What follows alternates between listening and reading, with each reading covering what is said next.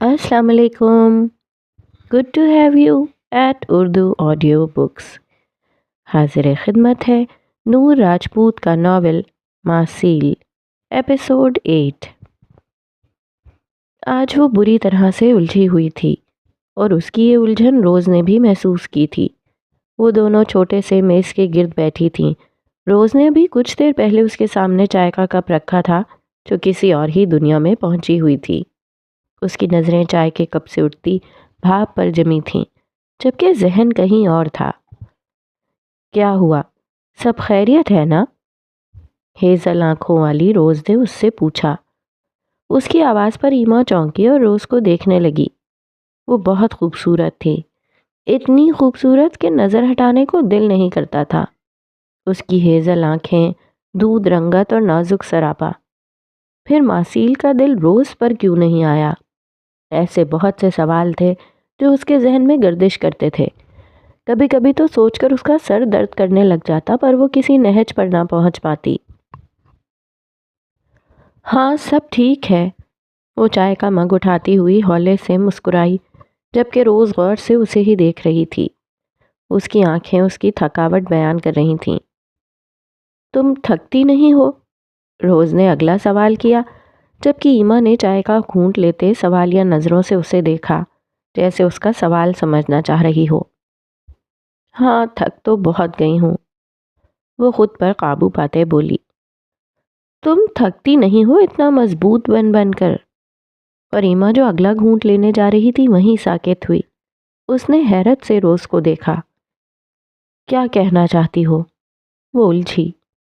यही कि क्यों खुद पर इतने पहरे लगाए बैठी हो।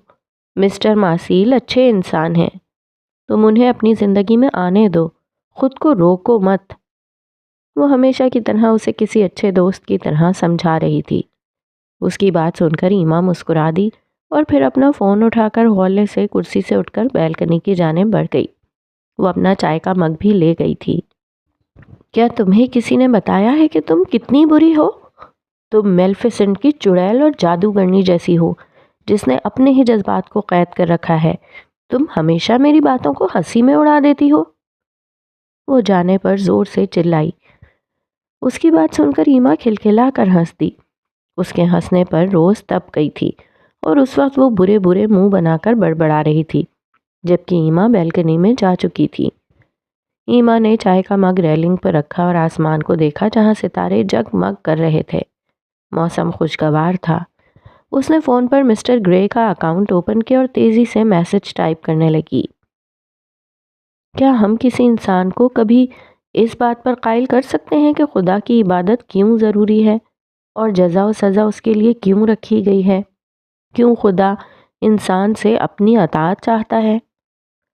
उसने अपना सवाल छोड़ दिया था और वो जानती थी जवाब लाजमी आएगा, जल्द या बदेर।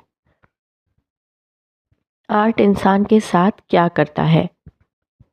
ऐसा बहुत कम होता था जब ईमा मासील की क्लास के दौरान स्टूडियो आई हो। वो अपना ज़्यादा वक्त अपने ऑफिस में गुजारती थी। वो लेक्चर स्टूडियो में तभी जाती थी जब उसे कोई काम होता था, पर आज वो मर्जी से वहाँ आई थी। सभी स्टूडेंट्स बड़े से लेक्चर स्टूडियो में अपनी अपनी नशिस्तों पर विराजमान थे। स्टूडियो में खामोशी छाई हुई थी। आज मासील स्टूडेंट्स को उनके चंद सवालों के जवाब देने वाला था। उन्हें आर्ट से मुताल्लिक़ कुछ उलझनें थीं, कुछ परेशानियां थीं, जिन्हें आज मासील सुलझाने वाला था। वो स्याह पैंट पर सफ़ेद शर्ट पहने हुए था। लेक्चर के लिए स्टेज ऊंचा बनाया गया था।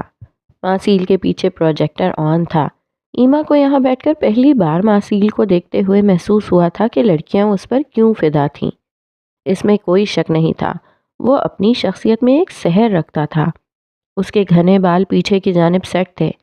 उसने बाजुओं के कफ मोड़ कर थोड़ा ऊपर कर रखे थे। उसकी कलाइयाँ नुमायाँ थीं और बाएं कलाई पर बंधी घड़ी स्पॉटलाइट की रोशनी में चमक रही थी। उससे कोई भी सवाल पूछा जाता वो फ़ौरन जवाब देने के लिए हाजिर होता था। और उस वक्त भी प्रोजेक्टर ऑन होने के बाद वो स्टेज के दरमियान में आकर खड़ा हो गया और फिर बोलना शुरू किया।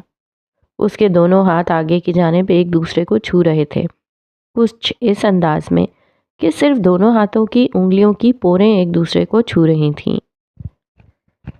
جب ہم نے یہ کورس شروع کیا تب میں نے آرٹ کا تعارف کیا تھا، لیکن شاید وہ کافی نہیں تھا۔ آج ہم آرٹ پر تھوڑا تفصیل سے بات کرتے ہیں۔ صرف مجسمہ سازی ہی آرٹ نہیں ہے۔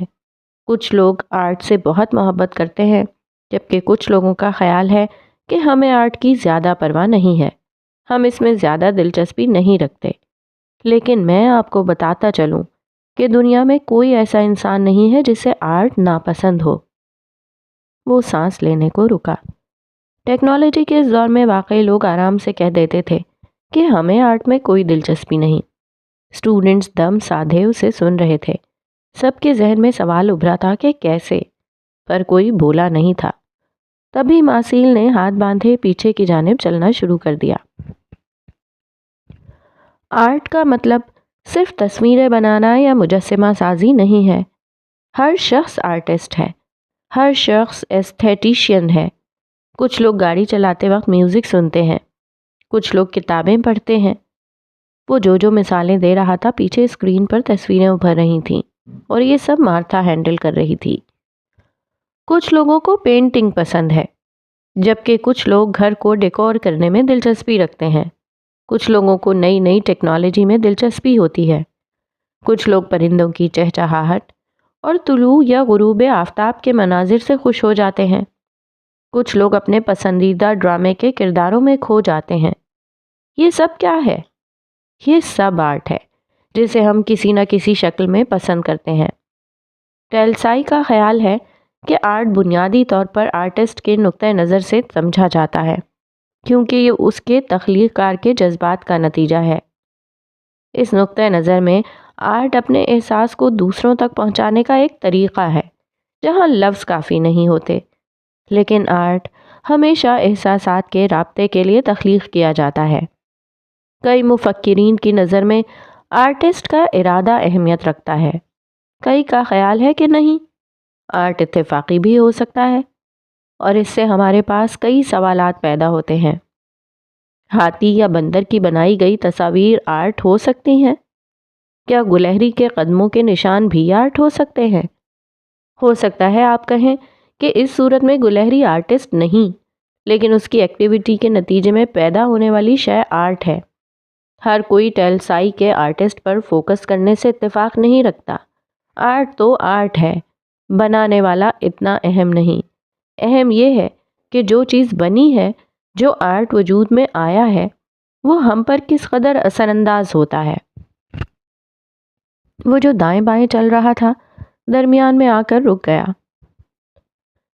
میرے یہاں کھڑے ہو کر آپ لوگوں سے آرٹ پر بات کرنے کا مقصد بھی یہی تھا کہ کیا آرٹ ہم پر اثر انداز ہوتا ہے، کیونکہ ہمارے ایک بہت ہی معزز اسٹوڈنٹ مسٹر لوتھر اس بات کو لے کر تھوڑا پریشان ہیں۔ ماسیل نے اسٹوڈیو میں بیٹھے اسٹوڈنٹس میں سے ایک 50 سالہ شخص کی طرف اشارہ کیا، جس نے ہاتھ اٹھا کر تصدیق کی۔ مسٹر لوتھر چاہتے ہیں کہ وہ برہنہ مجسمے بنائیں۔ ان کا یہ سالوں پرانا شوق ہے۔ وہ انسانی جسم کو بنا کسی لباس کے اس کی پوری خوبصورتی کے ساتھ پیش کرنا چاہتے ہیں، جبکہ ان کی وائف ایسا نہیں چاہتی۔ مسٹر لوتھر کا کہنا ہے کہ ان کی وائف مذہبی ہے، اور وہ مانتی ہے کہ ایسا کرنا لوگوں پر برا اثر چھوڑے گا، یہ اخلاقیات کے خلاف ہے۔ تو آئیں ہم اس پر بھی بات کر لیتے ہیں۔ ماسیل نے پروجیکٹر کی جانب اشارہ کیا جس پر ایک ویڈیو چل رہی تھی۔ یہ ویڈیو ڈنمارک کے ایک میوزیم کی تھی، جہاں ایورسٹی اپنا کام نمائش کے لیے رکھا۔ اس میں گولڈ فش پانی کے برتن میں تیر رہی تھی۔ یہ برتن برقی بلینڈر تھے۔ ایورسٹی نے تماشائیوں کو دعوت دی کہ اگر کسی کی خواہش ہے تو وہ آگے بڑھ کر بلینڈر کو آن کر سکتا ہے۔ آخر میں ایک شخص آگے بڑھا اور بلینڈر کو آن کر دیا۔ مچھلی کا ملیدہ بن گیا۔ یہ ویڈیو ایسی تھی کہ ایما کو اپنا دل ڈوبتا ہوا محسوس ہوا۔ کوئی بھلا ایسے کیسے کر سکتا تھا؟ ویڈیو ختم ہوئی تو ماسیل نے بولنا شروع کیا۔ یہ ویڈیو دراصل ایورسٹی کی اس نمائش پر بنائی گئی تھی۔ کچھ دیر میں پولیس آ گئی اور بلینڈر کی تاریں اتروا دی گئیں۔ میوزیم پر جانوروں کو ایذا دینے کا الزام لگا، جو بعد میں ختم ہو گیا۔ ایورسٹی کا کہنا تھا کہ ان کا کام لوگوں کو 3 میں تقسیم کرنے کے لیے تھا، اور یہ آپ کو خود آپ کے بارے میں آگاہ بھی کرتا ہے۔ اگر آپ کی خواہش بٹن دبانے کی ہے تو آپ اذیت پسند ہیں۔ اگر ایسی نمائش آپ کو اپسیٹ کر دیتی ہے تو آپ اخلاق پسند ہیں، جبکہ اگر سب کے رد عمل سے لطف اندوز ہوتے ہیں تو پھر آپ تماش بین ہیں۔ لیکن کئی لوگوں کا کہنا ہے کہ ایورسٹی کا یہ کام آرٹ نہیں تھا۔ آپ کا اس بارے میں جو بھی خیال ہو، لیکن ایورسٹی کا کام بہت سے سوال اٹھاتا ہے، آرٹ کے بارے میں بھی اور اخلاقیات کے بارے میں بھی، اور اس بارے میں بھی کہ آرٹ کو جج کرنے کا معیار کیا ہونا چاہیے۔ وہ سانس لینے کو رکا۔ اسٹوڈیو میں عجیب سا سناٹا تھا۔ وہاں بیٹھا کوئی بھی شخص اس بارے میں نہیں جانتا تھا۔ سب کی حالت عجیب سی تھی، اور ان سوالات سے پھر نئے سوال نکلتے ہیں جو ہمارے اپنے بارے میں ہیں۔ آرٹ ہمارے ساتھ کیا کرتا ہے اور اس کی ہماری زندگی میں کیا جگہ اور مقصد ہے؟ تبھی روز نے ہاتھ کھڑا کیا۔ ماسیل خاموش ہوا اور سر ہلا کر روز کو بولنے کی اجازت دی۔ روز کھڑی ہو گئی۔ مسٹر ماسیل، میں نے پڑھا ہے کہ افلاطون آرٹ کے شدید مخالف تھے، ایسا کیوں ہے؟ بالکل ٹھیک کہا، افلاطون آرٹ کے مخالف تھے۔ روز بیٹھ گئی جبکہ ماسیل نے بولنا شروع کیا۔ ان کا کہنا تھا کہ آرٹ ہمارے جذبات سے کھیلتا ہے، نہ کہ عقل سے، اور افلاطون کی نظر میں عقل انسانی روح میں سب سے اونچا درجہ رکھتی ہے اور اسے ہمیشہ انسان کو کنٹرول کرنا چاہیے۔ ان کے خیال میں آرٹ ایک مسئلہ تھا کیونکہ یہ ہمارے جذباتی حصے کو نمو دیتا تھا۔ ان کو دوسرا مسئلہ یہ تھا کہ ان کی نظر میں آرٹ تصور کو اصل کر کے دکھانے کی کوشش کرتا تھا، اور ایسا کرنا سچ کی تلاش میں رکاوٹ تھا۔ افلاطون اس بارے میں اس قدر شدید جذبات رکھتا تھا کہ وہ بڑے پیمانے پر سینسرشپ اور پابندیوں کے حق میں تھا۔ وہ خاموش ہو گیا۔ اب اس کی آنکھوں میں عجیب سی چمک تھی۔ اس کی نظریں اسٹوڈیو میں بیٹھے اسٹوڈنٹس پر جمی تھیں، جبکہ اس نے رازدارانہ انداز میں کہا، پتہ ہے افلاطون کی یہ آرٹ پر پابندیاں کیا ظاہر کرتی ہیں؟ اس کی آنکھوں کی چمک مزید گہری ہو گئی، بالکل ویسے ہی جیسے اسٹوڈیو کی سب سے آخر والی ایک کھلی کھڑکی سے اندر آنے والی دھوپ تیز ہو گئی تھی۔ ایما نے اس کھڑکی میں بیٹھے پرندے کو اڑتے دیکھا۔ آرٹ طاقتور ہے، ماسیل نے سرگوشی کی۔ وہ ہولے سے مسکرا دیا۔ ایما کے جذبات عجیب سے تھے۔ کیا تھا وہ شخص؟ کیوں وہ اتنا آرٹ سے جڑا تھا؟ تبھی اس کا فون تھر تھرایا۔ اس کے میسج کا جواب آ چکا تھا جو اس نے مسٹر گرے کو کیا تھا۔ ایسے شخص کو قائل کرنا بہت آسان ہے اگر ہم جان لیں کہ وہ کس چیز سے جڑا ہے۔ ایک لائن کا جواب تھا۔ اسٹیج پر کھڑے ماسیل کی آنکھوں سے زیادہ چمک اب ایما کی آنکھوں میں تھی، جس کی نظریں اسکرین پر جمی تھیں۔ کھڑکی سے داخل ہونے والی روشنی اتنی تیز ہو گئی کہ ایما نے کھڑکی سے نظر ہٹا کر جب ماسیل کو دیکھا تو اس کا وجود ایما کو دھندلا نظر آیا۔ سفید روشنی سیاہی کو بہت جلدی نگل لیتی ہے۔ ماسیل نے مزید بولنا شروع کیا، پر ایما کا ذہن اب کہیں اور الجھا تھا۔ وہ نظریں گھما کر پورے اسٹوڈیو کا جائزہ لے رہی تھی، جہاں کتنے ہی مجسمے رکھے، کچھ ماسیل نے بنائے تھے اور کچھ اسٹوڈنٹ نے۔ اس کا ذہن اب تیزی سے کام کر رہا تھا، جبکہ دوسری طرف ماسیل مسٹر لوتھر کے سوال کے جواب کے بہت قریب پہنچ چکا تھا۔ آرٹ کے فلسفانہ سوال پر سب سے پہلے جس نے غور کیا وہ ارسطو تھے۔ اپنے استاد افلاطون کے برعکس ارسطو آرٹ کے حامی تھے اور اسے مفید سمجھتے تھے۔ ان کا کہنا تھا کہ ہمارے جسم کو جذبات کی مکمل رینج کو تجربہ کرنے کی ضرورت ہے تاکہ یہ توازن میں رہے۔ اداسی سے لے کر جوش تک ہر جذبے کی تحریک ہونا ہمارے لیے اہم ہے تاکہ ہم زندگی کو محسوس کر سکیں، اور اگر یہ جذبات ہمیں زندگی میں نہیں ملتے تو اس میں آرٹ ہماری مدد کر سکتا ہے، اور جب ہم انہیں محسوس کر لیتے ہیں تو پھر آخر میں ہمیں خوشگوار احساس ہوتا ہے، جسے ارسطو کیتھارسس کہتے تھے۔ آپ لوگ کیتھارسس سے تو واقف ہوں گے۔ اس نے سوالیہ نظروں سے اسٹوڈنٹس کو دیکھا جہاں خاموشی چھائی تھی۔ اس کی باتوں کا سحر ہی کچھ ایسا تھا کہ جو لوگ جانتے تھے وہ بھی کچھ بول نہ پائے۔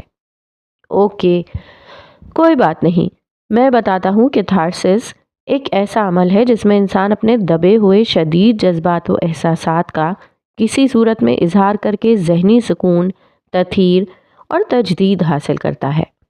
اگر انسان کیتھارسس نہ کرے تو اس کے اندر دبے جذبات و احساسات غصے کی شکل اختیار کر لیتے ہیں۔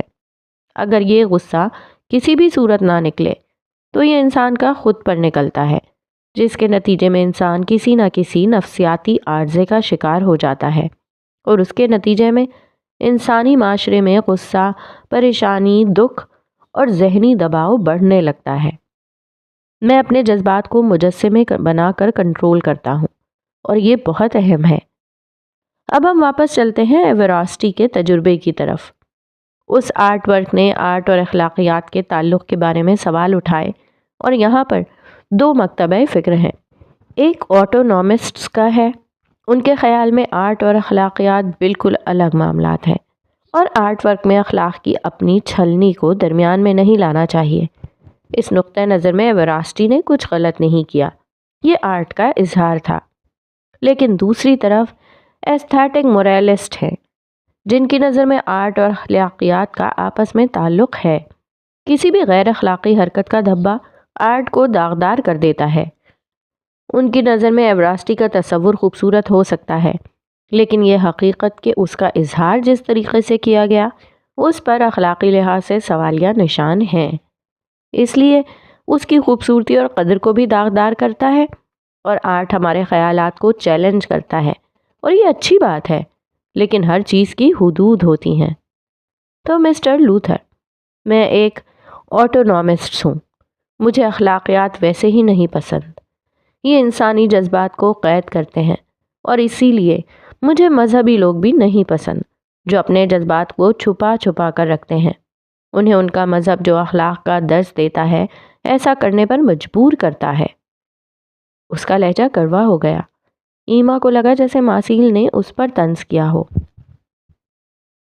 اگر آپ کی وائف آپ کو اپنے جذبات کا اظہار کرنے سے روکتی ہے تو وہ غلط کر رہی ہے۔ کوئی اپنے لائف پارٹنر کے ساتھ ایسا کیسے کر سکتا ہے؟ یہ بدترین ہے۔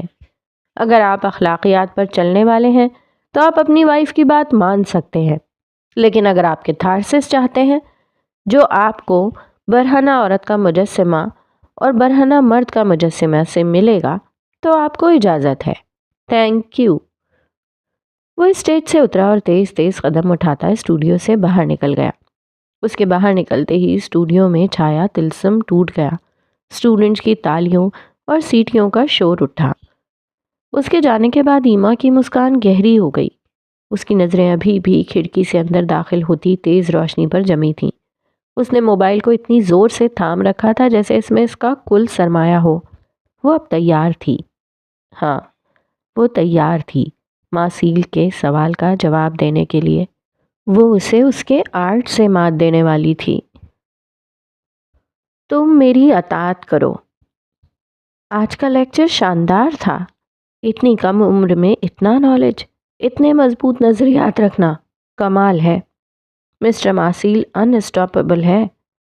جیسے ہی ماسیل اسٹوڈیو سے باہر نکلا اسے اسٹوڈنٹس کے ایسے بہت سے جملے ایک ساتھ سنائی دیے۔ وہ اپنا کام کر گیا تھا اور اب ایما کی باری تھی۔ جانے وہ اسے قائل کر پاتی یا نہیں، اس کا دل تیزی سے دھڑک رہا تھا۔ اس نے اسٹوڈیو خالی ہونے کا انتظار کیا اور پھر دروازہ بند کر کے باہر نکل آئی۔ شاید آج ہی وہ دن تھا جب اسے پہلی بار اپنے اندر کے ملحد کے علاوہ کسی اور سے بات کرنی تھی، کسی اور کا سامنا کرنا تھا، اور وہ کوئی عام انسان نہیں تھا، وہ ماسیل تھا، ایک بت ساز۔ جیسے ہی وہ اسٹوڈیو سے باہر نکلی اسے ماسیل نظر آیا۔ وہ سامنے ہی پول کے پاس مارتھا کے ساتھ کھڑا تھا۔ مارتھا کے ہاتھ میں اس کا کوٹ تھا۔ وہ جلدی میں نظر آ رہا تھا، یعنی وہ کہیں جا رہا تھا۔ اس نے پہلی بار ماسیل کو اتنی جلدی میں دیکھا تھا۔ مارتھا کسی طوطے کی طرح اسے اس کی کسی اہم میٹنگ کا بتا رہی تھی۔ ماسیل نہ تو بزنس مین تھا نہ ہی کوئی جاب کرتا تھا، وہ بس آرٹسٹ تھا۔ پھر اس کی ایسی کون سی اہم میٹنگ تھی جس میں جانے کے لیے وہ تیار تھا؟ وہ اپنی کلائی میں گھڑی باندھ رہا تھا کہ اچانک اس کے ہاتھ رک گئے اور ایما کا دل تیزی سے دھڑکا۔ اس سے پہلے کہ وہ پلٹتی ماسیل پلٹ کر اسے دیکھ چکا تھا۔ وہ گڑبڑا گئی۔ وہ اسے دیکھ رہی تھی پچھلے چند منٹوں سے لگاتار، اور یہ کیسے ممکن تھا کہ وہ اسے دیکھتی اور ماسیل کو احساس نہ ہوتا؟ وہ اس کی حرکت پر مسکرایا اور مارتھا سے کچھ کہتا اس کی جانب بڑھا۔ مجھے لگا تم چلی گئی ہو۔ وہ اس کے قریب آ چکا تھا۔ پینٹ کی جیبوں میں ہاتھ ڈالے وہ اس کے بالکل قریب کھڑا تھا۔ وہ اس کے کندھے سے تھوڑا اوپر تک آتی تھی۔ ہاں میں بس جانے لگی ہوں۔ تم مجھے دیکھ سکتی ہو جتنا تم چاہو۔ وہ شوق ہوا جبکہ ایما کا چہرہ سرخ پڑ گیا۔ میں آپ کو نہیں دیکھ رہی تھی، اس نے فوراً تیکھے لہجے میں جواب دیا۔ ماسیل نے مسکراہٹ ضبط کی۔ کچھ کہنا چاہتی ہو؟ اس نے مزید تنگ کرنے کا ارادہ بدل دیا۔ اسے خود بھی میٹنگ میں جانا تھا۔ ہاں آپ کے سوال کا جواب دینا تھا۔ کون سا سوال؟ وہ الجھا۔ یہی کہ ہم مسلمان نماز کیوں پڑھتے ہیں؟ کیا واقعی تمہیں جواب مل گیا؟ وہ تھوڑا حیران ہوا۔ ہاں مل چکا ہے، پر ابھی نہیں دے سکتی۔ کل آپ کو آپ کے پرسنل اسٹوڈیو میں ملتی ہوں۔ Take care.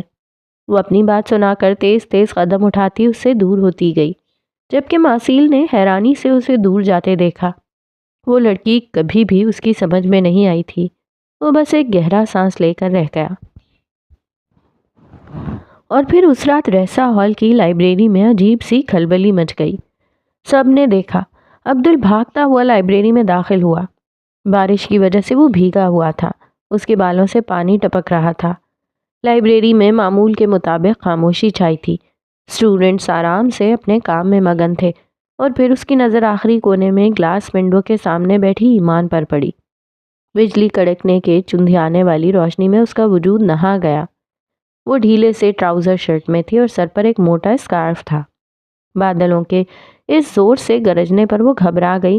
وہ جو پچھلے آدھے گھنٹے سے وقفے سے گلاس ونڈو پر بہتے بارش کے قطروں کو دیکھ رہی تھی، ایک دم کھڑکی سے تھوڑا دور ہوئی۔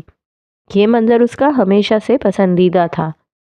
بارش کے قطروں کا کھڑکی کے شیشوں پر بہنا اسے ہمیشہ سے متاثر کرتا تھا۔ اسے یہاں سکون سے بیٹھے دیکھ کر عبدل کا اٹکا سانس جیسے بحال ہوا۔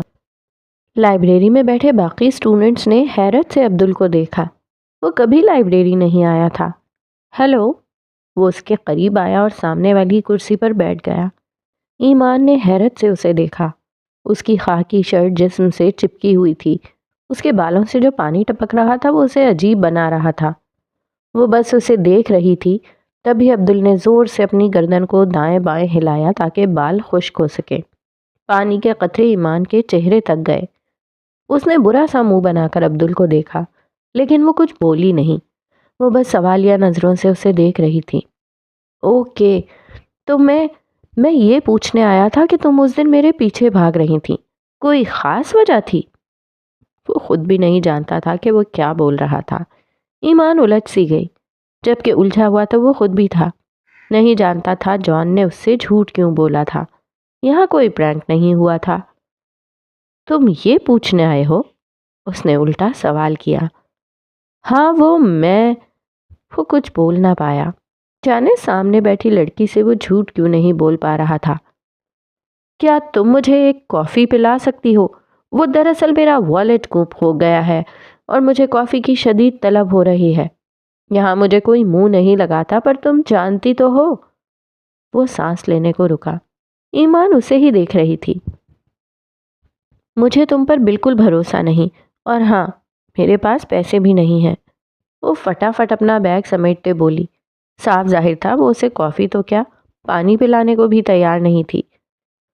دیکھو، اتنی تیز بارش میں کسی بھوکے پیاسے کو کھانا کھلانا اچھی بات ہے۔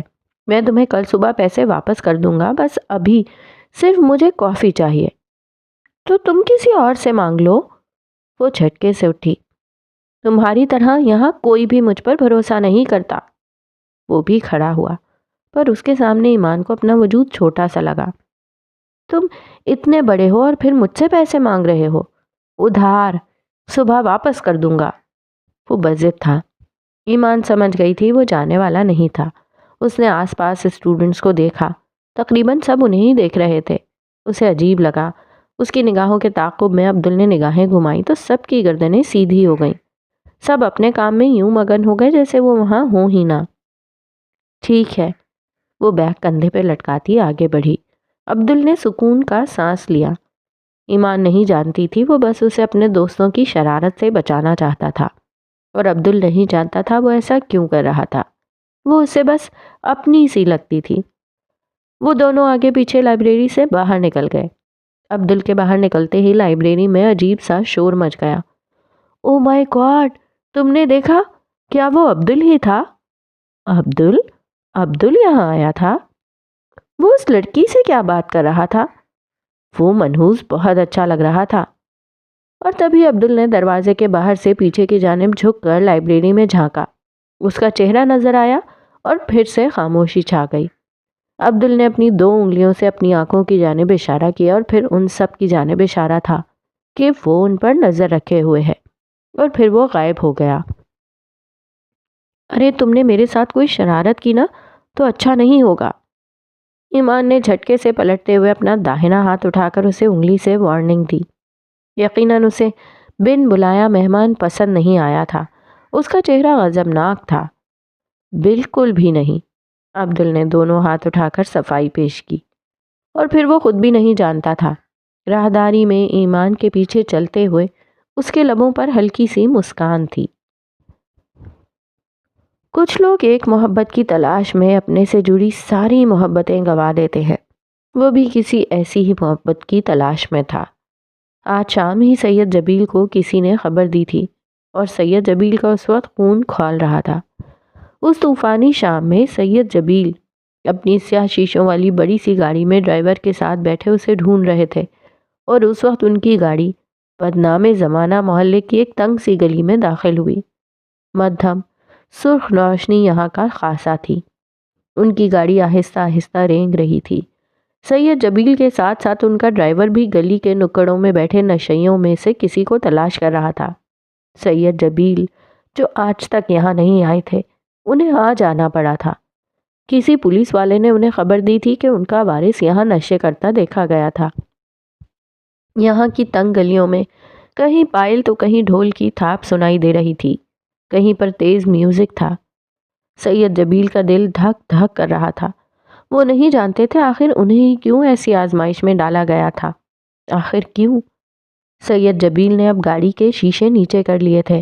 جہاں جہاں سے ان کی گاڑی گزر رہی تھی، لوگ رخ موڑ کر دیکھ رہے تھے۔ سب کی آنکھوں میں ستائش تھی۔ جانے یہ گاڑی کس کوٹھے کے سامنے رکنے والی تھی اور آج کس کی محفل سجنے والی تھی۔ اور پھر کچھ دیر بعد وہ انہیں نظر آ گیا۔ پھٹے پرانے کپڑوں میں ملبوس 2 نشئیوں کے ساتھ بیٹھا وہ لڑکا اپنے قیمتی کپڑوں سے ہی پہچانا گیا تھا۔ ڈرائیور نے دیکھتے ہی گاڑی روک لی تھی۔ وہ ہاتھ میں سگریٹ پکڑے نشے کی حالت میں کش لگانے کی کوشش کر رہا تھا۔ وہ زمین پر ایسے بیٹھا تھا جیسے یہی اس کا مسکن ہو۔ اس کے چہرے پر عجیب سی خوشی اور سکون تھا۔ وہ اب آنکھیں بند کیے ہولے ہولے جھومنے لگا تھا۔ اچانک پاس بیٹھے ایک نشئی نے اس کا ہاتھ تھاما اور اس کی کلائی پر بندھی قیمتی گھڑی دیکھنے لگا۔ اس نے آنکھیں کھولنے کی کوشش کی۔ تمہیں یہ چاہیے؟ اور پھر اس نے اپنی کلائی سے گھڑی اتارنے کی کوشش کی، لیکن نشے میں اس قدر دھت تھا کہ وہ اس سے گھڑی ہی نہ اتاری گئی۔ بارش اب ہلکی ہو چکی تھی، لیکن ٹھنڈی تیز ہوا کے باعث وہ دبلا پتلا لڑکا اب ٹھنڈ سے کانپنے لگا تھا۔ تبھی جھٹکے سے گاڑی کا دروازہ کھول کر سید جبیل باہر نکلے۔ اس کے ساتھ ہی ڈرائیور نے باہر نکلتے چھاتا سید جبیل پر کیا تاکہ وہ بارش سے بچ سکیں۔ سید جبیل نے آگے بڑھتے ہوئے اس لڑکے کو گریبان سے پکڑ کر جھٹکے سے اٹھایا۔ ایک پل کے لیے تو وہ لڑکا سیدھا ہوا، اور پھر سید جبیل کو دیکھتے ہی طنزیہ مسکان اس کے لبوں پر بکھر گئی۔ سید جبیل جن کی آنکھیں غم و غصے کے جذبات سے سرخ ہو چکی تھیں، انہوں نے ایک زوردار تھپڑ اس لڑکے کے داہنے گال پر رسید کیا۔ لڑکا لڑکھڑا گیا۔ اس نے سر جھٹک کر آنکھیں کھولنے اور خود کو ہوش میں لانے کی کوشش کی، لیکن وہ ناکام رہا۔ تھپڑ کھاتے ہی وہ ہنسنے لگا۔ اس سے پہلے کہ وہ لڑکھڑاتا اور نیچے گر جاتا، سید جبیل نے اسے تھاما اور اپنے کندھوں سے چادر اتار کر اس پر ڈالی۔ غصہ اپنی جگہ، لیکن وہ ان کا خون تھا اور وہ نہیں چاہتے تھے کہ اسے کھروچ بھی آئے۔ وہاں موجود کافی لوگوں نے یہ منظر دیکھا تھا۔ وہ لڑکا جو ہر روز یہاں بیٹھ کر نشہ کرتا تھا، آج اس کے بارے میں سب جان گئے تھے کہ وہ کسی اونچے خاندان سے تھا۔ سید جبیل نے پکڑ کر اسے گاڑی میں ڈالا اور کچھ پل بعد گاڑی تیزی سے واپسی کے راستے پر مڑ گئی۔ ہلکی بارش پھر سے تیز ہو چکی تھی، جبکہ گاڑی کی پچھلی سیٹ پر وہ وجود بے سدھ پڑا تھا۔ وہ اس کے سامنے بیٹھا کافی کے سپ لے رہا تھا۔ رات کے اس پہر گلاس ڈور کے اس پار برستی بارش کی بوندیں خوبصورت لگ رہی تھیں۔ وہ بہت کنفیوز تھی، جبکہ عبدل کی نگاہیں اس پر جمی تھیں اور ایمان ایسے بیٹھی تھی جیسے جیل میں قید ہو۔ وہ عبدل کی کافی ختم ہونے کا انتظار کر رہی تھی۔ عبدل نے اسے کہا تھا کہ جب تک کافی ختم نہیں ہوگی وہ وہاں سے نہیں جائے گی، اور مجبوراً ایمان کو بیٹھنا پڑا تھا۔ وہ جان گئی تھی عبدل کی شہرت کچھ خاص اچھی نہیں تھی، اور اسی لیے وہ اس سے کوئی پنگا نہیں لینا چاہتی تھی۔ ایک بات تو بتاؤ، وہ اسے بیزار بیٹھا دیکھ کر سیدھا ہوا۔ نگاہیں ابھی بھی اس پر جمی تھیں۔ وہ جان بوجھ کر لیٹ کر رہا تھا تاکہ ایمان کے ساتھ اگر کوئی پرینک ہونا بھی ہو تو نہ ہو۔ اس کے سیدھا ہونے پر ایمان نے اسے دیکھا۔ کیا تم اپنا خدا ساتھ لائی ہو؟ وہ چونکی۔ یہ کیسا عجیب سوال تھا؟ کیا مطلب؟ ایمان کی بھویں سکڑیں۔ میرا مطلب ہے تم مسلمان ہو، تو کیا تم اپنا خدا یہاں ساتھ لائی ہو یا اپنے ملک چھوڑ آئی ہو؟ کتنا عجیب سا سوال تھا۔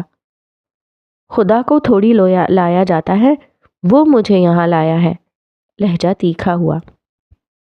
بہت ساری لڑکیاں جن کا خدا انہیں 7 سمندر پار لاتا ہے، وہ یہاں آ کر اپنے خدا کو بھول جاتے ہیں، جیسے وہ اپنے خدا کو 7 سمندر پیچھے ہی چھوڑ آئے ہوں۔ تو میں تم سے پوچھ رہا ہوں، تمہارا کیا ارادہ ہے؟ آنکھوں میں تیز چمک لیے وہ اسے جانچنے والی نگاہوں سے دیکھ رہا تھا۔ ہرگز نہیں، میں اپنے خدا کو کہیں چھوڑ کر نہیں آئی۔ وہ جیسے برا مان گئی۔ چہرے کے نقوش میں ناراضگی واضح تھی۔ اور اگر یہاں آنے کے بعد چھوڑ دیا تو؟ ابرو اچکائے پوچھا گیا۔ ایمان نے حیرت سے اسے دیکھا۔ وہ بہت سنجیدہ تھا، یوں جیسے دنیا میں اس وقت عبدل کے پاس اس کے علاوہ اور کوئی موضوع نہ ہو۔ ایمان اور اس کا خدا۔ میں ویسی نہیں ہوں، لفظوں پر زور دیا گیا۔ کیا گارنٹی ہے کہ تم ہمیشہ ہی ایسی رہو گی جیسی اب ہو؟ آخر وہ کیوں پوچھ رہا تھا؟ میں جا رہی ہوں۔ وہ زچ ہوئی۔ اسے جانا ہی بہتر لگا۔ آرجے کے بارے میں کیا خیال ہے؟ تیر نشانے پر لگا تھا۔ ایمان اٹھتے اٹھتے واپس بیٹھ گئی۔ وہ اسے پل پل حیرت میں ڈال رہا تھا۔ وہ آرجے کو کیسے جانتا تھا؟ یہ بات ایمان کو پریشان کر کے رکھتی تھی۔ وہ اسے ہی دیکھ رہی تھی، اس کی بھیگی شرٹ اور بالوں کو۔ وہ جتنا بددماغ لگتا تھا، کیا وہ واقعی اتنا ہی بددماغ تھا؟ کیا مطلب؟ آرجے؟ دل کی دھڑکن کیسے تیز ہوتی ہے؟ یہ کوئی اس وقت ایمان سے پوچھتا۔ تم آرجے کو کیسے جانتی ہو؟ الٹا سوال آیا۔ کیا تم آرجے سے ملے ہو؟ آنکھوں میں بے چینی سی ابھری۔ اس کی بات پر عبدل کا قہقہا ابھرا۔ وہ پیچھے ہو کر کرسی سے ٹیک لگا کر بیٹھ گیا۔ بارش اب ہلکی ہو گئی تھی۔ ایمان کے لیے اس وقت عبدل سے بڑا معمہ کوئی نہیں تھا، جبکہ ریسا ہال کے سبھی اسٹوڈنٹس اس بات پر حیران تھے کہ عبدل اتنے سکون سے بیٹھا تھا، وہ بھی ایک لڑکی کے ساتھ۔ کتنی ہی دیر وہ ہنستا رہا۔ اس کی آنکھوں میں امڑ آنے والی نمی کو ایمان نے واضح طور پر دیکھا تھا۔ وہ اسے ہنستے ہوئے دیکھ رہی تھی۔ اس کی ہنسی اس کی آنکھوں کا ساتھ نہیں دے رہی تھی۔ پھر وہ ایک دم اٹھ کھڑا ہوا۔ اگر تم اپنا خدا ساتھ لائی ہو تو اسے یہاں آ کر ہرگز نہ چھوڑنا۔ اس نے جھکتے ہوئے ہولے سے ایمان کے سر کو اپنے ہاتھ سے چھوا۔ اس کا انداز سنجیدہ تھا، اتنا سنجیدہ کہ ایمان کو اپنی ریڑھ کی ہڈی میں سنسناہٹ سی محسوس ہوئی۔ دل کی دھڑکن مزید تیز ہوئی۔ پھر وہ واپس پلٹا اور قدم بڑھاتا دور ہوتا گیا۔ وہ اب سیٹی بجا رہا تھا۔ باہر ٹھنڈ تھی۔ اس کی شرٹ جو جسم سے چپکی تھی وہ اب تک خشک نہیں ہوئی تھی۔ کاؤنٹر کے قریب اسے ایک اسٹوڈنٹ وہ ہوڈی پہنے نظر آیا۔ عبدل نے آگے بڑھ کر ایک زوردار تھپڑ لڑکے کی گردن پر مارا جو ابھی فرسٹ ایئر کا اسٹوڈنٹ تھا۔ یہ نیل تھا، جس کا تعلق انڈیا سے تھا۔ نیل اس اچانک افتاد پر گھبرا گیا۔ اپنے پیچھے کھڑے عبدل کو دیکھ کر اس کا سانس اٹکا۔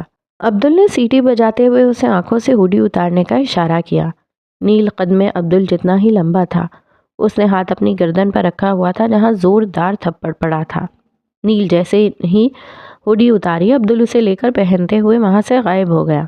اس نے پیچھے مڑ کر ایمان یا نیل کو دیکھنا گوارا نہیں کیا تھا، جبکہ ایمان حیرت زدہ سی وہاں بیٹھی رہ گئی تھی۔ وہ سمجھ نہیں پا رہی تھی عبدل کون تھا اور اس کا اصلی روپ کون سا تھا۔ سب نے دیکھ لیا تھا۔ لائبریری میں، لائبریری سے یہاں کیفے تک آتے، اور اب کیفے میں کہ عبدل ایمان کے ساتھ تھا۔ یہ واضح اشارہ تھا کہ ایمان سے دور رہا جائے۔ ایمان کی اگلے 2 دن ماسیل سے ملاقات نہ ہو پائی۔ تیسرے دن وہ انسٹیٹیوٹ آئی تو وہ پورا خالی تھا۔ اس نے حیرانی سے چاروں جانب دیکھا۔ کورس کے آخری دن تھے اور کوئی بھی نہیں آیا۔ ایسے کیسے ہو سکتا ہے؟ وہ ابھی سوچ ہی رہی تھی کہ کیا کرے، تبھی وہاں مارتھا نمودار ہوئی۔ مسٹر ماسیل اپنے اسٹوڈیو میں آپ کا انتظار کر رہے ہیں۔ وہ اسے پیغام دیتی جا چکی تھی۔ جانے وہ کون سی میٹنگ میں گیا تھا جو تیسرے دن لوٹا تھا۔ ایمان کے یہ 2-3 دن مصروف گزرے تھے۔ اس کے یونیورسٹی میں فائنل ایگزامز شروع ہونے والے تھے اور وہ اس لیے اپنی پڑھائی پر زیادہ توجہ دے رہی تھی۔ اس نے گہرا سانس لیا اور پھر قدم اٹھاتی اسٹوڈیو کی جانب بڑھ گئی۔ اسے یاد تھا 3 دن پہلے اس نے ماسیل سے کہا تھا کہ وہ اس کے سوال کا جواب دینے کے لیے تیار ہے، اور ماسیل اس کی بات کیسے بھول سکتا تھا۔ اس لیے جیسے ہی وہ اسٹوڈیو پہنچی، ماسیل اندر ایک نامکمل سے مجسمے کے پاس کھڑا تھا۔ اس نے دروازے پر دستک دی۔ آواز سن کر وہ پلٹا۔ اس کی نظریں ایما سے ٹکرائیں۔ 3 دن اسے بنا دیکھے اس نے کیسے گزارے تھے یہ بس وہی جانتا تھا، لیکن وہ اپنے جذبات کا اظہار کر کے ایما کو ناراض نہیں کرنا چاہتا تھا۔ وہ قدم بڑھا کر اندر آئی اور کھڑی ہو گئی۔ ماسیل کے ساتھ اکیلے اس کے اسٹوڈیو میں رکنا اسے تھوڑا عجیب لگ رہا تھا۔ وہ سرمئی پینٹ پر سفید ہائی نیک پہنے ہوا تھا۔ اس کے گھنے بال پیشانی پر بکھرے تھے۔ وہ تھوڑا الجھا، تھوڑا تھکا ہوا نظر آ رہا تھا۔ ماسیل کی نظریں اس پر رک کر پلٹنا بھول جاتی تھیں۔ وہ ٹی پنک کلر پہنے ہوئے تھی، جارجٹ کا کھلا ٹراؤزر اور اس پر ڈھیلا سا ٹاپ پہنے وہ ہمیشہ کی طرح اسے اپنے دل کے بہت قریب محسوس ہوئی۔ سر پر گہرے سبز رنگ کا گرم اسکارف تھا۔ وہ بہت خوبصورت نہیں تھی، لیکن اس کے گرد ایک حالہ تھا جو ماسیل کو اپنی جانب کھینچتا تھا۔ اگر آج آف تھا تو مجھے بتایا کیوں نہیں؟ ایمان نے بات ہی شکایت سے شروع کی۔ وہ پزل تھی، تھوڑا الجھی ہوئی، تھوڑی کنفیوز۔ ماسیل کو کی خاموش نگاہیں وہ خود پر زیادہ دیر برداشت نہیں کر سکتی تھی، اس لیے گویا ہوئی۔ میرے ایگزامز ہیں اور آپ نے میرا ٹائم ویسٹ کیا؟ وہ بلا وجہ ہی جھنجھلائی۔ اس کی حالت سے لطف اندوز ہوتے ماسیل قدم اٹھاتا اس کے قریب آیا اور پھر 2 قدم کے فاصلے پر رک گیا۔ کیسی ہیں آپ مس ایما؟ وہ اس کی خفگی کو نظر انداز کرتے محبت سے پوچھنے لگا۔ آج آف تھا، پر صرف اسٹوڈنٹس کا، آپ کا نہیں۔ آپ نے تو مجھے میرے اہم سوال کا جواب دینا تھا، اسی لیے میں یہاں رکا ہوں۔ وہ واپس پلٹا اور گلاس ونڈو کے سامنے جا کر کھڑا ہو گیا۔ وہ اسے سمجھنے کے لیے وقت دینا چاہتا تھا۔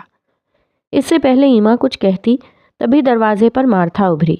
وہ چائے کی ٹرالی کے ساتھ حاضر ہوئی تھی۔ ماسیل کے لیے کافی، جبکہ ایما کے لیے چائے آئی تھی اور ساتھ میں کھانے پینے کا سامان تھا۔ وہ ٹرالی رکھ کر واپس چلی گئی۔ اسے ایما ناپسند تھی، پر وہ ماسیل کے سامنے اف بھی نہیں کر سکتی تھی۔ ایما نے گہرا سانس لے کر خود کو پرسکون کرنا چاہا۔ بیگ کندھے سے اتار کر میز پر رکھا اور پھر ماسیل کے برابر آ کر کھڑی ہو گئی۔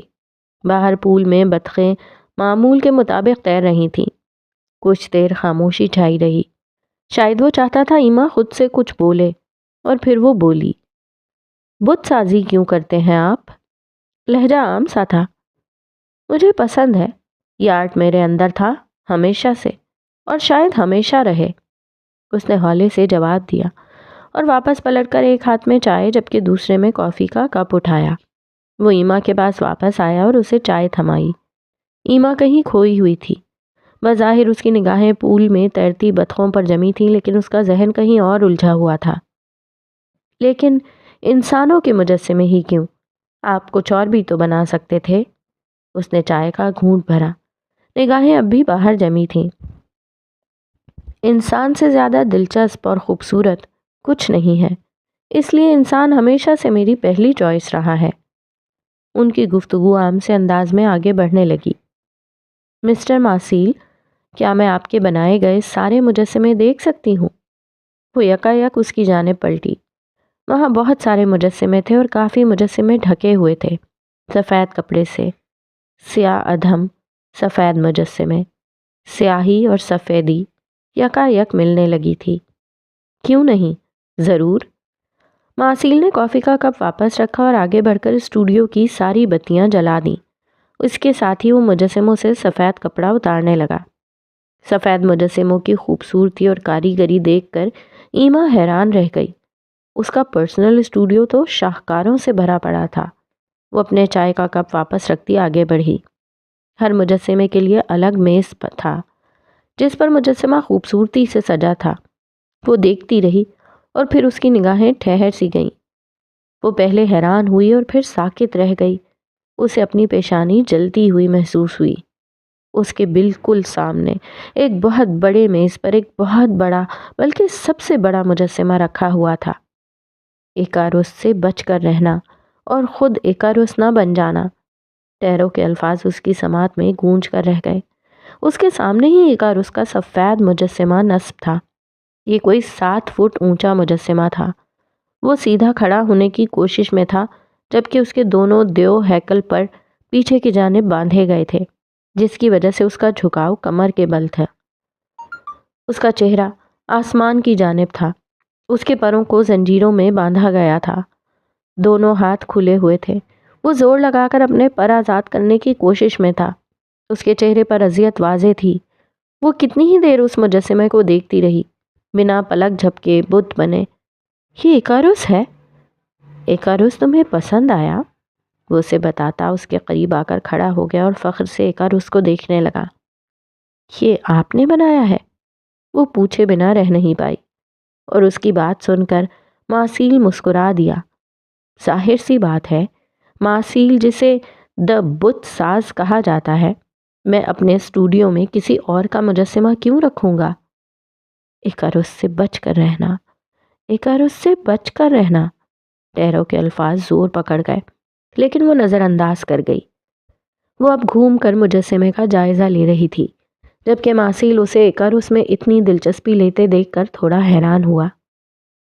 جانتی ہو اسے؟ ہاں، وہ اپنی حدوں سے نکل گیا تھا، اور پھر جلنا اور ڈوبنا اس کا مقدر ٹھہرا۔ ایما نے ہولے سے جواب دیا۔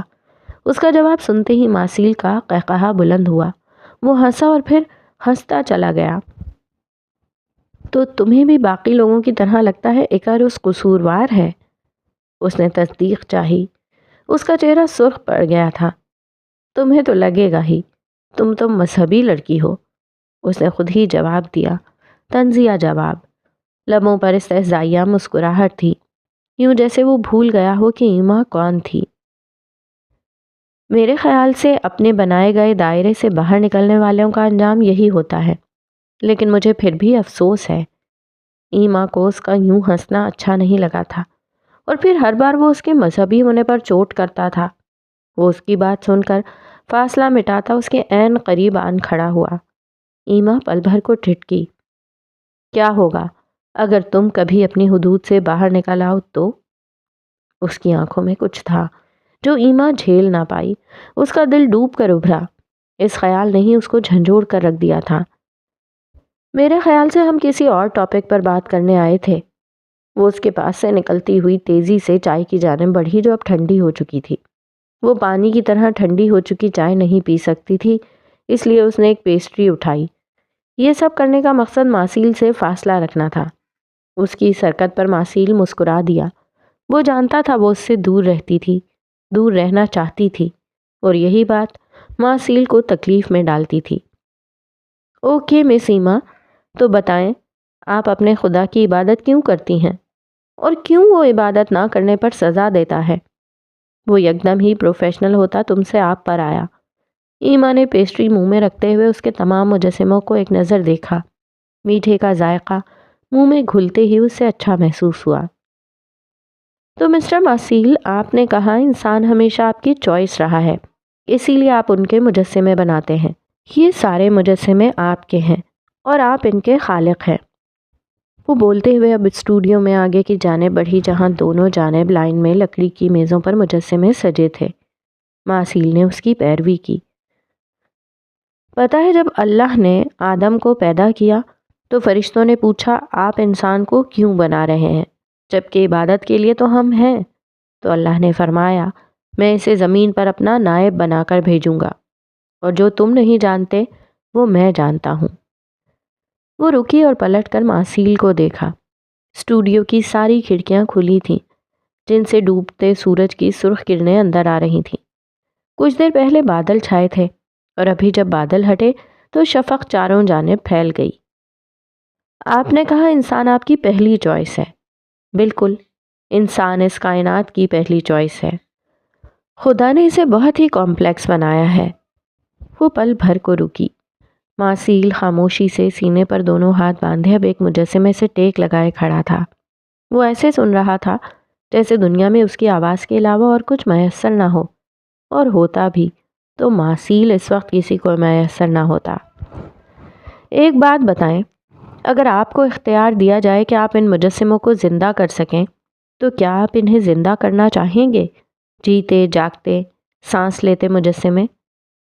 سوال عجیب تھا، لیکن ماسیل کا جواب فوراً آیا، بنا سوچے سمجھے۔ نو، نیور، یوں جیسے اسے اس کا خیال ہی برا لگا ہو۔ کیوں؟ اس کا کیوں بہت گہرا تھا۔ کیونکہ میں نہیں چاہتا یہ زندہ ہو کر میری طرح سفر کریں اس جہنم جیسی دنیا میں۔ ایما نے پہلی بار اس کے لہجے میں کڑواہٹ محسوس کی۔ اس کے علاوہ کوئی اور وجہ؟ وہ اسی کی جانب دیکھ رہی تھی۔ نہیں، ماسیل نے یکایک جواب دیا۔ مسٹر ماسیل، آپ ان مجسموں کے خالق ہیں۔ آپ انہیں سفر نہیں کرنے دیں گے۔ آپ کو اپنا خدا پسند نہیں، آپ ہرگز ویسے خدا نہیں بنیں گے۔ تو پھر آپ کیوں نہیں چاہتے یہ زندہ ہوں، یہ جئیں، یہ سانس لیں؟ جانے وہ کیا سننا چاہ رہی تھی؟ وہ پل بھر کو خاموش ہوا۔ کیونکہ میں نہیں چاہتا ان میں سے کسی ایک کو بھی ایسے انسان سے محبت ہو جائے جو بدلے میں کچھ نہ دے پائے۔ اس نے سوال کا رخ موڑا۔ گہری نگاہیں ایما پر جمی رہیں۔ پل بھر کو ایما کی رنگت بدلی۔ اسٹوڈیو میں پھر سے خاموشی چھا گئی۔ یوں لگنے لگا جیسے وہاں موجود سارے مجسموں میں روح پونک دی گئی ہو اور وہ جیتے جاگتے سانس لیتے ان کی باتیں سن رہے ہوں اور آپس میں سرگوشیاں کرنے لگے ہوں۔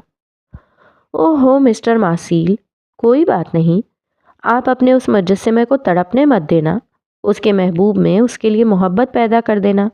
آپ تو نہیں چاہتے نا کوئی سفر کرے؟ اس بار وہ مسکرائی اور پورے اسٹوڈیو میں دھیمی دھیمی سی ہنسی گونج گئی۔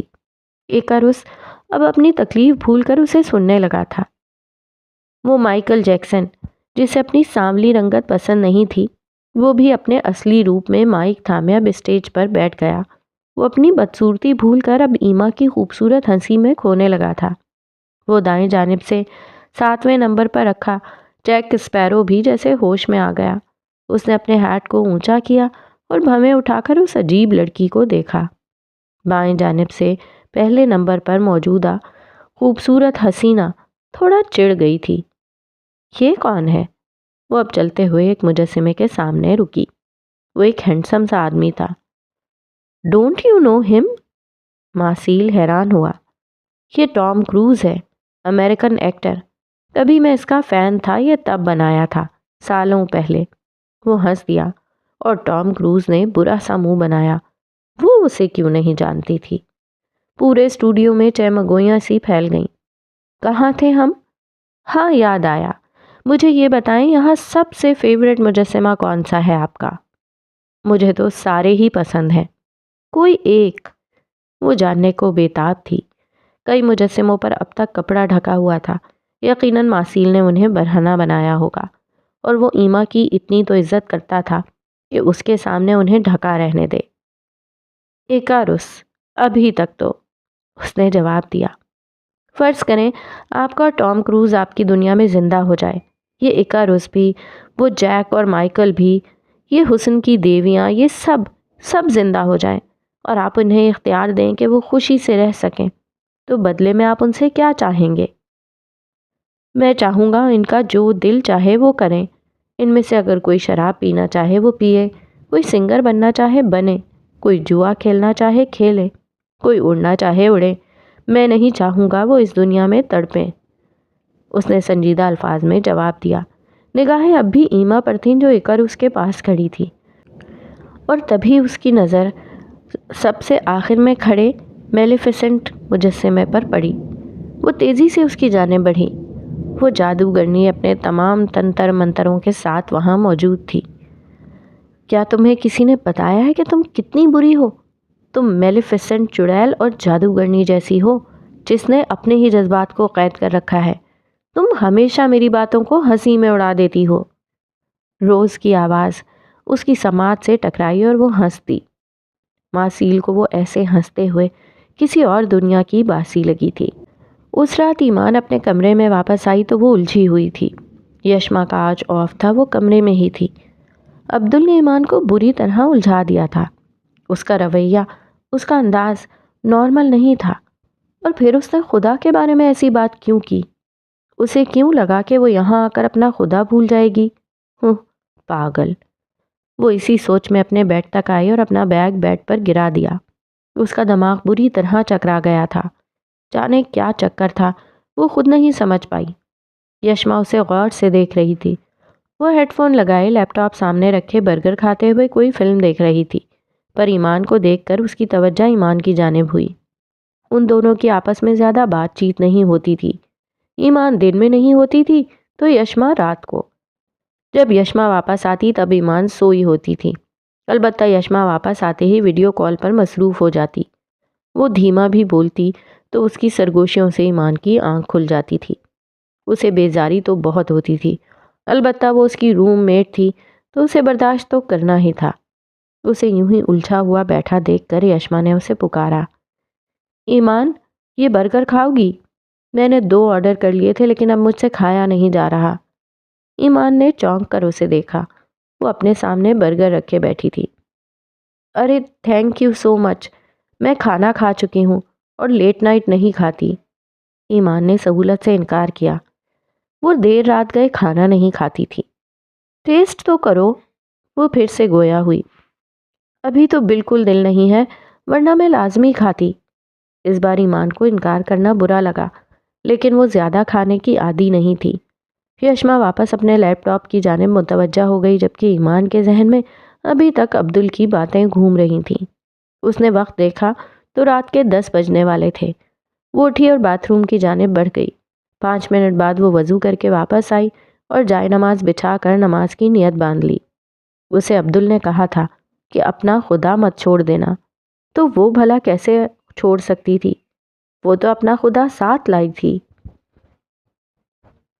تیرے ہونٹوں پر مکڑی کے جالوں کے جمنے کا دکھ تو بہرحال مجھ کو ہمیشہ رہے گا۔ تم نے چپ ہی اگر سادھنی تھی تو اظہار ہی کیوں کیا تھا؟ یہ تو ایسے ہی بچپن میں کہیں کھیلتے کھیلتے کوئی کسی چیز کو اسٹیچو کہے اور پھر عمر بھر اسے مڑ کر نہ دیکھے۔ وہ دائمہ جبیل تھی، عرف دامی، جو خاندان کی ذہین و فتین لڑکی ہونے کے ساتھ ساتھ بے انتہا خوبصورت اور خوش اخلاق بھی تھی۔ وہ ہر لحاظ سے پرفیکٹ تھی۔ MBA کرنے کے بعد اس نے ہمدان صاحب کا بزنس سنبھال لیا تھا، جس میں اس کی فیملی کا بھی حصہ تھا۔ وہ خوبصورت، پرفیکٹ اور نازک لڑکی ایسے شخص کی محبت میں مبتلا تھی جو اس کا ہوتے ہوئے بھی اس کا نہیں تھا۔ وہ اس کے نام کی انگوٹھی اپنے نازک انگلی میں سالوں سے پہنے بیٹھی تھی، اور ایک وہ دشمن جان تھا جو دیکھتا بھی نہیں تھا، جس کے پاس فرصت ہی نہیں تھی، یا صرف اسی کے لیے فرصت نہیں تھی۔ اس وقت وہ اپنے آفس میں لیپ ٹاپ کے سامنے بیٹھی اسکرین کو گھور رہی تھی۔ اس نے 3 گھنٹے پہلے اپنے جان سے عزیز محبوب کو میسج کیا تھا، مگر اب تک سین بھی نہیں ہوا تھا۔ یہی سوچتے سوچتے اس کی آنکھیں اور دل دونوں بھر آئے تھے اور وہ رونے لگ گئی تھی۔ اذیت کی ایک انتہا تھی جو وہ سالوں سے برداشت کر رہی تھی۔ اسے اس بات کا افسوس تھا کہ آخر اس کا رشتہ ایسے شخص سے کیوں جوڑا گیا جو اس کو نظر اٹھا کر دیکھتا بھی نہیں تھا، اور آخر اسے اس شخص سے اتنی محبت ہوئی ہی کیوں؟ کیا اسے لڑکوں کی کمی تھی؟ اس کے ایک اشارے پر سینکڑوں لوگ دل نکال کر اس کی ہتھیلی پر رکھ سکتے تھے، پھر وہی کیوں ہمیشہ ماہین ہمدان کو حشام جبیل جیسے بے حس شخص سے محبت ہو جاتی تھی؟ جانے وہ کتنی دیر اپنی بے بسی پر آنسو بہاتی رہی، جبکہ دروازے پر ہونے والی دستک نے اسے چونکا دیا۔ اس نے جلدی سے ٹیشو پیپر نکال کر آنکھیں صاف کیں۔ تبھی آفس کا دروازہ کھلا اور ہمدان صاحب کا چہرہ نمودار ہوا۔ ارے نانا ابو آپ؟ وہ جلدی سے اٹھ کر ان کی جانب بڑھی اور ان کے سینے سے لگ گئی۔ اندر ابھی تک اذیت کی آگ جل رہی تھی۔ میری بیٹی آج پھر رو رہی تھی؟ ہمدان صاحب کے نرم لہجے میں پوچھے گئے سوال نے اسے ٹوٹ کر بکھر جانے پر مجبور کر دیا تھا۔ وہ پھوٹ پھوٹ کر رو دی تھی۔ ہمدان صاحب نے اسے کھل کر رونے دیا۔ جانے کتنے دنوں کا غبار تھا جو دل میں بھرا ہوا تھا۔ ہمدان صاحب ہولے ہولے اس کا سر سہلاتے رہے۔ وہ بالکل ماں ہی جیسی، ویسی ہی ذہین، ویسی ہی معصوم اور ویسی ہی بد نصیب، جس کو لا حاصل سی محبت نے اپنی گرفت میں لے لیا تھا۔ ایسا کیوں ہے نانا ابو؟ کیوں میری زندگی میں ماما کی طرح تڑپنا لکھا ہے؟ کیوں اس خاندان کے مرد اتنے کٹھور ہیں کہ انہیں کسی کی محبت نظر ہی نہیں آتی؟ وہ روتے ہوئے سوال کرنے لگی۔ ہمدان صاحب نے اس کا سر تھپ تھپا کر اسے خود سے الگ کیا۔ اس نے رو رو کر اپنا حشر کر لیا تھا۔ اس کی ہیزل آنکھیں رونے کے باعث گلابی ہو چکی تھیں۔ ادھر بیٹھو۔ ہمدان صاحب نے اسے کندھوں سے پکڑ کر اپنے سامنے رکھے صوفے پر بٹھایا۔ دائمہ اب اپنے اس طرح بے اختیار رونے پر شرمندہ سی ہو گئی تھی۔ محبت کسی کی جاگیر نہیں ہوتی دامی بیٹا، اور یہ نہ مانگنے پر ملتی ہے۔ محبت تو ساری زندگی انتظار میں گزار دینے کا نام ہے، اور پھر عمریں لٹا دینے کے بعد اگر محبت آپ پر کرم نوازی کرے تو آپ کا محبوب آپ کا ہو جاتا ہے۔ وہ اب اس کے سر پر ہاتھ رکھے ہولے ہولے اس کے بال سہلا رہے تھے۔ یہ وہ بھی جانتے تھے کہ اپنی محبت کے لیے انہوں نے کتنے سال گزارے تھے۔ دائمہ نے سمجھنے کی کوشش کی۔ وہ کیسے بتاتی ہمدان صاحب کو کہ وہ تو اس کے انتظار میں سالوں پہلے ہی مجسمہ بن گئی۔ وہ تو اب اس انتظار میں تھی کہ وہ کب آئے گا اور آ کر اسے چھو کر پھر سے انسان بنا دے گا۔ وہ کیسے بتاتی کہ وہ مجسمہ بنے بنے اکڑ گئی تھی۔ اس کا دل پتھر کے وجود میں دھڑکتا تھا۔ وہ اسے توڑ کر باہر نکلنا چاہتا تھا، پر فرار ممکن نہیں تھا۔ مجھے دکھ اس بات کا ہے کہ وہ میرا ہو کر بھی میرا نہیں ہے۔ آخر کیوں؟ جب اسے میرا ہونے ہی نہیں تھا تو مجھے اس کے ساتھ کیوں باندھا گیا؟ وہ آج کل کی لڑکی محبت میں تھوڑی بے صبر سی تھی، چاہتی تھی پلک جھپکے اور سب اس کا ہو جائے، لیکن ایسا نہیں ہوتا۔